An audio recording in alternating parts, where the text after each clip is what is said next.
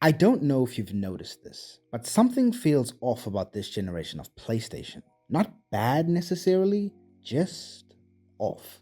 Don't get me wrong, Sony is still creating some of the most technically impressive, visually stunning, and emotionally rich games in the industry. But there's a problem, something subtle, something that lingers every time you finish one of their biggest releases lately.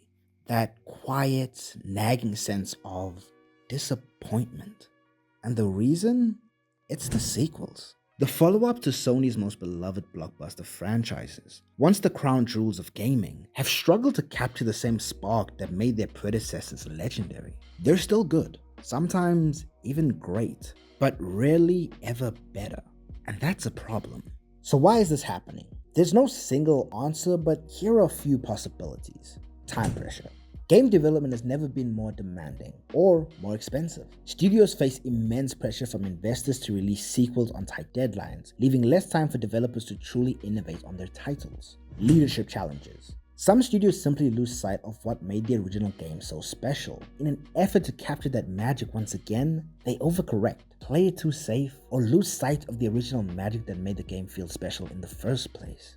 Impossible expectations. There's also something to be said about us the players putting these impossible to meet expectations on games. When a game achieves perfection, how can its sequel ever truly live up to that? Our expectations can make even a great game feel disappointing, because anything less than perfection feels like a failure. The higher the bar, the harder it is to clear. Deja vu. Perhaps the most important thing that's affecting PlayStation right now is the fact that Sony's formula is starting to feel stale. Third-person narrative-driven cinematic adventure games. Beautiful, emotional, polished, but increasingly predictable. They all start to feel the same. As players, we've seen these stories before. They may fall under different names, but they all share the same DNA between each other. So with all that being said, here's the thing. Sony still makes incredible games. That much can't be denied. Their titles are still some of the most technically impressive, visually stunning, and emotionally resonant experiences in the industry. But when you start looking closely at their sequels, a clear pattern begins to emerge, one that's impossible to ignore. Too many of PlayStation's follow-ups play it safe.